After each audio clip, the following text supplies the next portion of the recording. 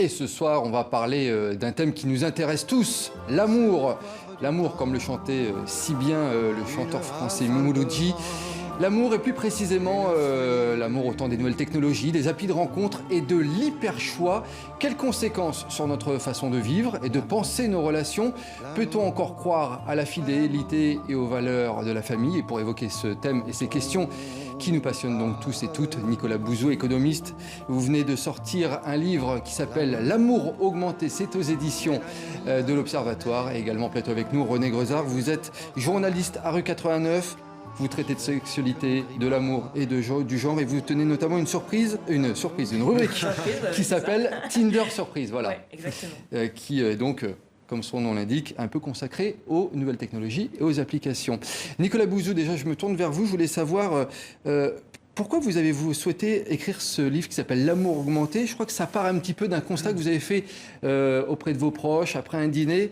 Vous avez observé plusieurs choses. Vous avez dit, tiens, il y a peut-être des observations et un constat à faire. Il y a deux choses. D'une part, j'ai beaucoup écrit sur le travail et finalement dans la vie, le travail, l'amour, voilà, c'est les deux grands sujets. Donc après le travail, il me manquait l'amour, même si c'était pas forcément sur ce thème que j'étais attendu. Et puis en effet, le déclic, il a eu lieu lors d'une soirée où j'étais invité à dîner chez une ancienne petite amie, peu importe.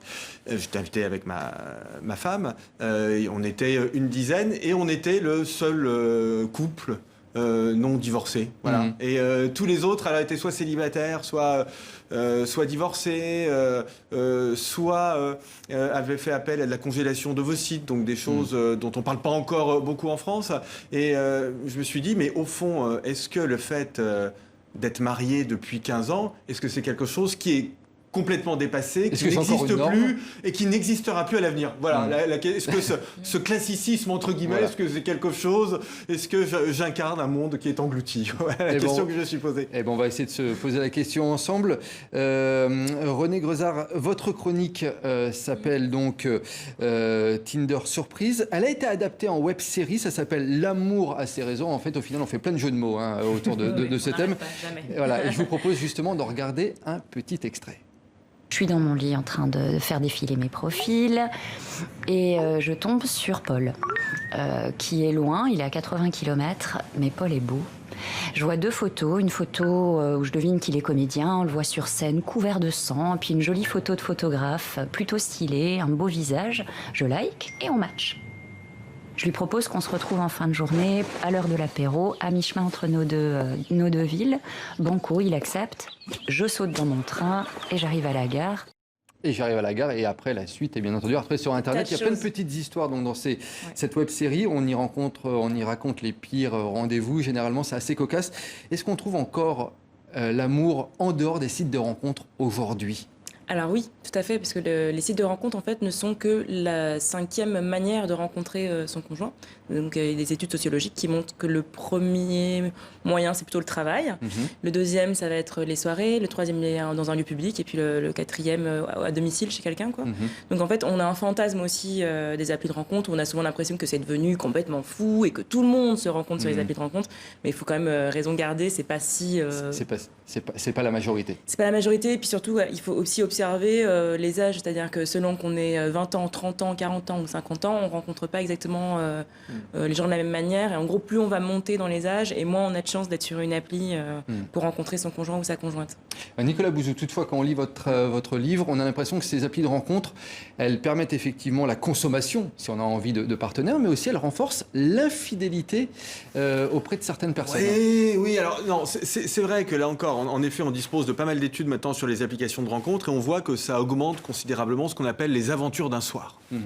Bon, moi je suis pas un moraliste, c'est pas quelque chose que je trouve grave, ça peut m'aller d'ailleurs très bien les aventures d'un soir, donc j'ai absolument rien contre ça. L'infidélité, elle augmente. Mais en fait, elle n'explose pas. La principale raison pour laquelle elle augmente, c'est pas les applications de rencontre, c'est tout simplement le vieillissement de la population. C'est-à-dire que quand le mariage civil, pour prendre une référence historique, quand le mariage civil a été instauré en France en 1790, c'est un acquis révolutionnaire, l'espérance de vie donc, du couple au moment du mariage, elle est inférieure à 10 ans. Aujourd'hui, l'espérance de vie au moment du mariage, si je prends cette référence du mariage, elle est de 50 ans. Et donc évidemment, il est beaucoup plus difficile d'être fidèle pendant 50 ans. Je ne sais même pas si c'est possible, mais en tout cas, c'est plus difficile, ça c'est certain, pendant 50 ans que pendant 10 ans. Donc l'infidélité, elle augmente à cause de ça.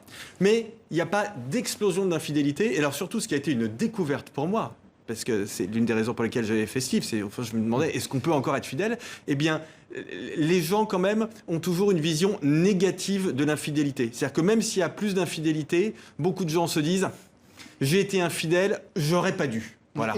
Est-ce qu'être en couple et fonder une famille stable, c'est une utopie à l'heure actuelle? Ah non, c'est ce que veulent les jeunes. Alors ça, c'est quelque chose aussi qui m'a beaucoup intéressé et qui est un peu à l'encontre de la crainte que j'avais lorsque j'ai participé à ce dîner. Là encore, on a des enquêtes. Quand on demande aux jeunes, mais qu'est-ce que c'est pour vous une vie réussie? Je laisse pour l'instant le travail de côté. Les gens nous disent, je veux vivre en couple avec quelqu'un que j'aime le plus longtemps possible, essayer de lui être fidèle et avoir 1 ou 2 enfants. Donc vous voyez que finalement, ce sont des choses assez classiques. René Grezard, est-ce qu'il y a une surconsommation des rencontres de l'amour actuellement? Pas tellement, enfin, pas plus que d'autres choses, quoi. C'est-à-dire que les gens se rencontrent, enfin, voilà. Mais en revanche, ce qui est sûr, c'est que, pour rebondir sur ce que vous disiez, il y a un pouvoir très fort de la norme, en fait. Et en fait, il existe chez les jeunes. De la même manière qu'on peut aussi parler d'une injonction à la sexualité qui est assez forte. Aujourd'hui, on est plus un loser, presque, de ne pas faire l'amour que de trop faire l'amour. La norme, en fait, elle existe, quoi qu'il arrive. Mais je dirais pas qu'il y a une surconsommation. Après, il y a des gens qui, par leur tempérament, consomment peut-être plus d'applis que d'autres, mais... D'accord, mais c'est pas, Nicolas Bouzou, c'est pas une norme actuellement de se dire, voilà, on a toutes ces applis, hop, on surconsomme les rencontres, les relations, etc. Non, mais je ne sais pas si c'est plus une norme aujourd'hui que ça n'était le cas avant. Il est clair que les applications de rencontres, elles facilitent la première rencontre, mais... Mais c'est exactement ça, ouais. Je suis entièrement d'accord avec vous. Et quand on regarde là encore au fond la façon dont les gens se choisissent sur les applications de rencontre, on se rend compte que c'est à peu près les mêmes critères que dans la vie. Que dans la vie, en fait. Et le premier critère, d'ailleurs, disons-le, c'est le physique. Bien sûr. Voilà. Alors, il y a quelque chose qui est très drôle dans votre livre. Vous dites, c'est l'une de vos conclusions, la modernité ne tue pas la famille, elle la renforce. C'est une très belle phrase. Bah, je vous remercie. Mais en tout cas, si comme moi, vous êtes attaché à la famille, moi je pense que c'est important quand même dans une société, vous pouvez être rassuré. C'est ce que je dis à mes amis conservateurs qui se disent les applications de rencontre, la PMA pour toutes, l'infidélité et tout ça, c'est absolument terrible. Et puis demain, l'enfant sur commande, tout va à volo. Mais pas du tout. La PMA pour toutes, qui est quelque chose que j'ai beaucoup soutenu, au contraire, ça renforce considérablement la famille basée sur l'amour. Et donc je trouve ça bien. Les applications de rencontre, ça ne change pas les choses fondamentalement. Quant au fait de faire des enfants, les gens n'ont jamais été aussi attentifs qu'aujourd'hui à l'amour qu'ils portent à leurs enfants. Donc, vous voyez, les choses vont plutôt bien. Après, si je peux me permettre, il y a quand même une facilité sur les applis à faire des choses peut-être moins conventionnelles. Donc, par exemple, sur OkCupid, clairement, les gens s'affichent polyamoureux. On peut dire qu'on est là avec son conjoint et qu'on cherche à faire des plans à plusieurs. Au moins les choses sont dites tout de suite. Voilà, c'est ça, en fait. Alors que dans les la gens... vie, c'est pas affiché sur notre front. Voilà, exactement. C'est peut-être plus... Il y a moins de secrets, en fait. Les choses sont peut-être plus transparentes. Mais fondamentalement, elles ne changent pas radicalement. Mais c'est très intéressant parce que finalement, moi, je pense que c'est plutôt positif, si vous voulez. C'est-à-dire que les gens, le polyamour, par exemple, ça fait partie. C'est une aspiration qui est importante pour beaucoup de gens. Et en effet, c'est quelque chose qui a été beaucoup discuté par les philosophes, mais je pense que s'il y a des applis pour ça, c'est bien. Alors de façon, puisqu'on est en plein dans la campagne électorale, vous savez qu'il y a des applications spécialisées sur le fait... est-ce que je soutiens Donald Trump? Est-ce que je soutiens Donald Trump? Puisque si vous allez sur Tinder et que vous dites que vous soutenez Donald Trump, vous êtes de fait quasiment banni. J'ai une dernière question très rapide. Comment est-ce qu'on drague, comment on se rencontre au temps de la Covid-19? René Grezard. Bonne question. Alors, tout ça continue, mais les gens continuent de se voir. Franchement, ça ne change pas grand-chose. Pendant le confinement, moi, j'ai eu des récits qui étaient très jolis, de gens qui bravaient les interdits, mais je ne dis pas que c'est bien, voilà, mais en tout cas, ça des belles pas les gens de histoires se rencontrer. d'amour.